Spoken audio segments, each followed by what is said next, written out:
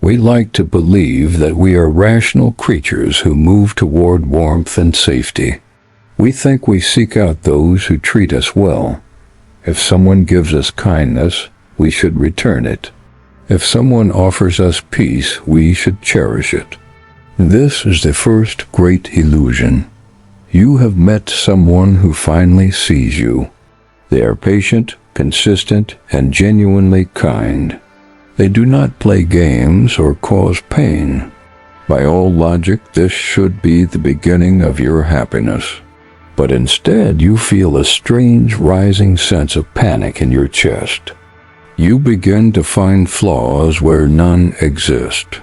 You pick fights over trivial matters. You withdraw when they try to get closer to you. You are waiting for the other shoe to drop. You are waiting for the hidden catch that you are certain must be there. The kinder they are, the more suspicious you become. The safer they make you feel, the more you want to burn it down. Most people call this self-sabotage. They think it is a mistake or a symptom of low self-esteem that needs to be fixed. They tell you that you just need to learn to love yourself. They offer shallow affirmations that do nothing to stop the internal fire. But this behavior is not a mistake. It is a deliberate precision strike executed by a part of you that knows exactly what it's doing. You are not destroying a good relationship because you are broken. You are destroying it because your brain views kindness as a threat. To your subconscious, a healthy person is a dangerous anomaly. They are a predator wearing the skin of a saint, waiting for you. You feel a desperate need to provoke them. You want to see their anger. You want to see the real them come out. If you can make them snap, you are safe. If you can make them leave, you have regained control over your own inevitable abandonment. This is the hidden trap of the settled life. The more stable your environment becomes, the more your internal alarm system begins to scream. You are currently living in a state of high-stakes psychological warfare with a person who only wants to hold your hand. You might wonder why you would ever want to trade a peaceful home for a chaotic battlefield. The answer is uncomfortably simple. We call this the safety of the known. Your mind prefers a familiar hell over an unfamiliar heaven every single day of the week. Most creators will give you 5 tips to stop sabotaging your joy. They want to sell you a cure for a disease they don't understand. On this channel, we do not look for cures. We look for the cold, hard wiring that makes your heart beat in the dark. If you are tired of the shallow lies and ready to see the predator in the mirror, you have found your place. This is the only corner of the digital world where the truth is not softened for your comfort. We see the gears. Stop living in the dark. Join those of us who prefer the cold clarity of the truth over the warmth of a delusion. Click the subscribe button now. It is the first step in acknowledging that you are the architect of your own isolation. By subscribing, you are choosing to stop performing and start observing the machine that runs your life from the shadows. Now that you have committed to seeing clearly, we must look at why kindness feels like a suffocating weight on your neck. The reason you push away the people who love you isn't a flaw in your personality. It is an ancient, calculated survival tactic. Your brain is making a choice between being happy and being safe. And it has already decided that happiness is too expensive. But what happens when the person you are sabotaging is the only person who could have actually saved you? The answer lies in the cold logic of the hunt. To understand why you bite the hand that feeds you, we must look deeper. Do you know what your brain sees when someone looks at you with pure, unconditioned love? It doesn't see a gift. it sees a trap, and it is already preparing the explosives to ensure you can escape before the door locks forever. To understand why you destroy what is good, we must look at the logic of the survivor. Your brain is a historical record. It does not live in the present. It lives in the memory of every threat you have ever faced since the dawn of time. In the evolutionary wild, a sudden change in the environment is rarely a good thing. Stability is a statistical outlier. If a predator offers you food without a struggle, it is not being kind. It is setting a snare to catch you. Your ancestors survived because they were deeply suspicious of the easy path. They looked for the hook in every worm. When a person treats you well, your brain registers this as a disruption of the baseline. It feels like an anomaly. To your survival instinct, an anomaly is a high-risk variable. It is a mystery that has not yet revealed its danger. Conflict, however, is predictable. You know how to navigate a fight. You know how to survive a cold shoulder or a shout. Pain is a familiar language. You have the vocabulary for it. You have the calluses built up to handle the friction. Kindness is a foreign tongue. You do not know how to speak it, so you feel powerless and illiterate in its presence. Your brain hates feeling powerless. It would rather be in a familiar war than an unfamiliar peace where it lacks control. By sabotaging the relationship, you are forcing the environment back to a state you understand. You are resetting the board. You pick a fight to see if they will leave. If they leave, you are proven right. You are safe in your cynical fortress. If they stay, you simply raise the stakes. You push harder until the mask of their kindness finally cracks under the pressure. You are searching for the monster you are certain is hiding inside them. You need to find it so you can stop being afraid. The unsettling truth is that you find comfort in their anger. Their rage is honest to you in a way their love is not. When they finally snap and yell back, your nervous system exhales. There it is, your brain whispers. The world makes sense again. You have successfully traded a confusing, high vulnerability peace for a clear, low vulnerability conflict. This is the predator's win. Ask yourself this: if you were truly happy, what would you have left to protect yourself with? If you let your guard down and enjoy the warmth, aren't you just making it easier for them to stab you in the heart? Your brain calculates that the pain of a self-inflicted fire is better than the terror of an unexpected one. You burn the house down yourself so that you are the one holding the matches. It is the ultimate act of desperate control. Kindness requires you to be soft. Softness is the most dangerous state an animal can exist in during a hunt. By being bad or difficult, you are hardening your shell. You are becoming a difficult target once again. You are biting the hand that feeds you because that hand has too much power over your future hunger. If you become dependent on their goodness, they own you. If they own you, they can destroy you whenever they choose. Sabotage is the way you declare your independence from the threat of being cared for by another person. It is a cold, mechanical rejection of the biological need for connection in favor of the biological need for self-preservation. You are choosing to be a lonely victor rather than a vulnerable partner. It is a logical, albeit tragic, strategy. But what does this constant state of demolition do to the architecture of your soul? What is left when the smoke clears?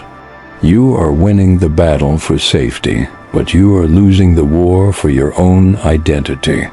You are becoming the wreckage.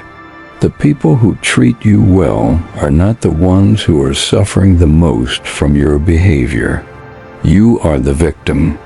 We are about to look at the invisible scars that this cycle leaves on the person you were supposed to become. The damage is not in the relationships you lose. The damage is in the person you have to be to keep losing them. Are you prepared to see the hollow shell that remains when you pushed everyone away for the sake of safety? The invisible damage of sabotage is not found in the broken hearts of others. It is found in the slow death of your own potential. Every time you burn a bridge to stay safe, you are shrinking the world you are allowed to inhabit. Your territory is disappearing. You are creating a psychological feedback loop that reinforces one terrifying idea, that you are inherently unlovable and fundamentally dangerous to peace. By acting out the role of the villain, you eventually stop pretending. You begin to believe that the mask is your actual face. You are allowed to acknowledge that you have become a person who is difficult to love on purpose. This is a recognition, not a sentence. You have permission to see that your behavior is a suit of armor that has become too heavy for you to carry anymore. The tragedy of the saboteur is that they achieve exactly what they wanted. They prove that they are destined to be alone. Each successful sabotage is a victory for your fear, but a devastating loss for the person you were before the world hurt you. You are eroding your ability to trust not just others, but your own capacity to handle goodness without destroying it. You become a stranger to the concept of rest. You are a soldier who refuses to believe the war ended 20 years ago. The identity you are carving out is one of a permanent exile. You are a person who belongs nowhere because nowhere is safe. Your loved ones eventually stop trying to reach you. They accept the version of you that you have forced upon them. They walk away not because they stopped caring, but because you made it impossible for them to stay without losing themselves. When they leave, you feel a sharp, cold sense of relief. You have successfully returned to the familiar vacuum of your own isolation. But in that silence, you realize that you have sacrificed your future to protect a past that no longer exists. You are the king of a wasteland. You have protected your heart so well that nothing can get in, not even the air. This cycle leaves you with a profound sense of unreality. You feel like a ghost wandering through a life you refused to live. The invisible cost is the loss of your own narrative. You are no longer the hero of your story. You are the obstacle. You are allowed to feel the grief of the lives you could have had if you hadn't been so afraid of being happy. This grief is not a sign of weakness. It is the first honest emotion to break through the armor of your survival instinct. But the instinct is patient. It is already whispering that this grief is just another trap designed to make you vulnerable. It wants you to stop feeling. It wants you to return to the cold, mechanical process of identifying and neutralizing the next kindness. You are living in a loop where the only way to feel powerful is to make sure you have absolutely nothing left to lose. It is a race to the bottom of the human experience. You are winning, but the prize is a total and permanent emptiness. What happens when you finally realize that the predator you were hiding from was never the person who loved you? What happens when you see that the monster was the very mechanism you used to stay alive in the first place? The realization is starting to settle in. You are not a victim of bad luck or bad partners. You are the architect. You have built a perfect system for staying alone. It works with a level of efficiency that should absolutely terrify you.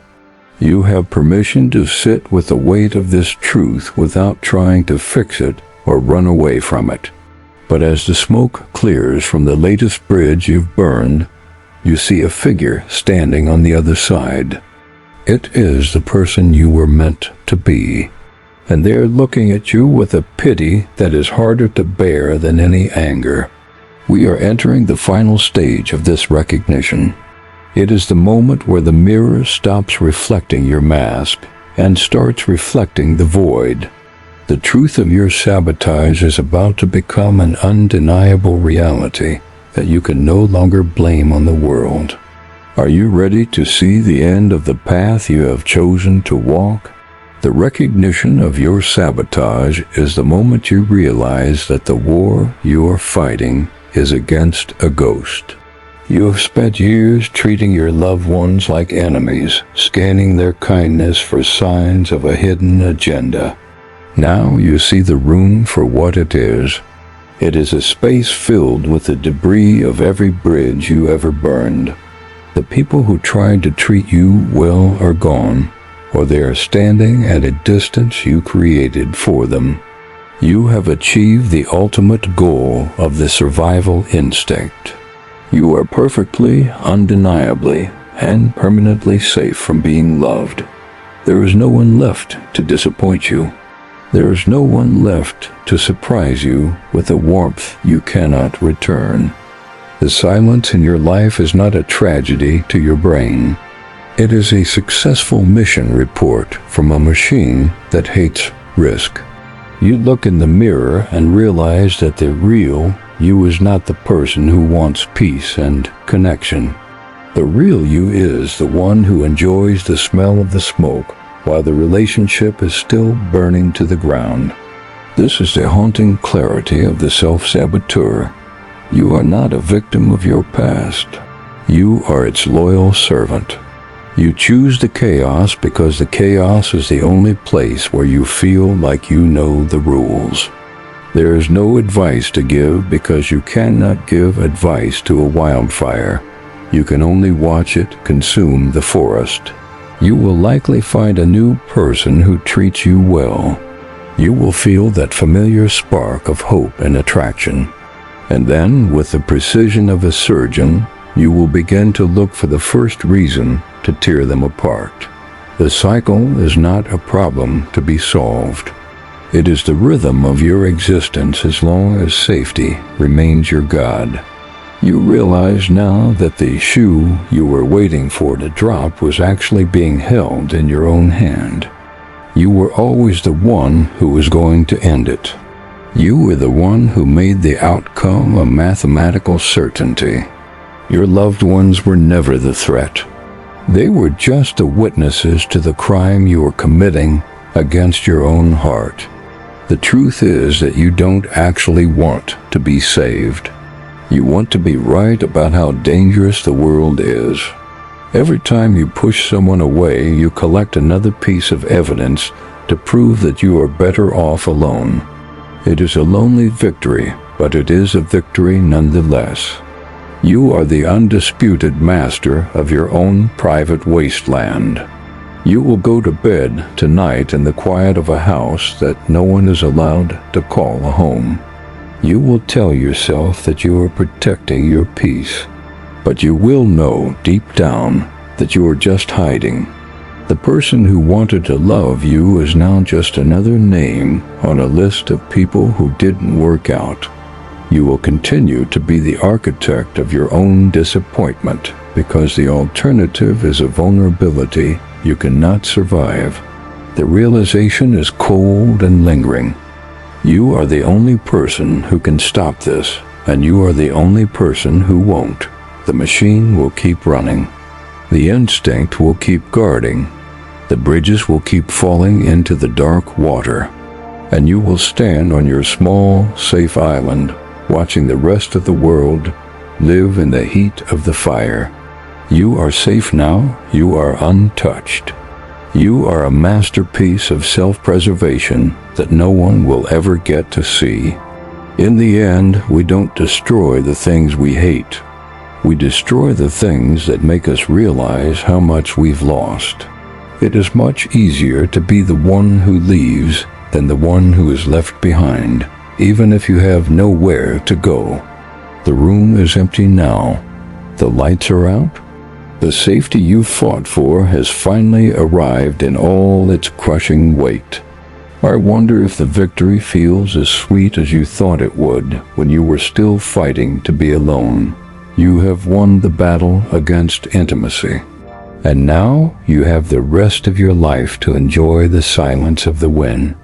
The door is locked from the inside, and you have already thrown away the key to ensure no one can ever open it. We spend our entire lives building walls to keep the world out, only to realize we've trapped ourselves in with the one person we can't stand.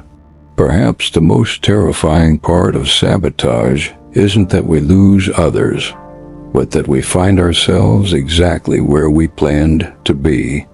Next, we will explore the biological reason your brain creates false memories to justify why you keep hurting the people who try to stay. If you finally got the perfect love you claim to want, would you even know how to live in a world without an enemy?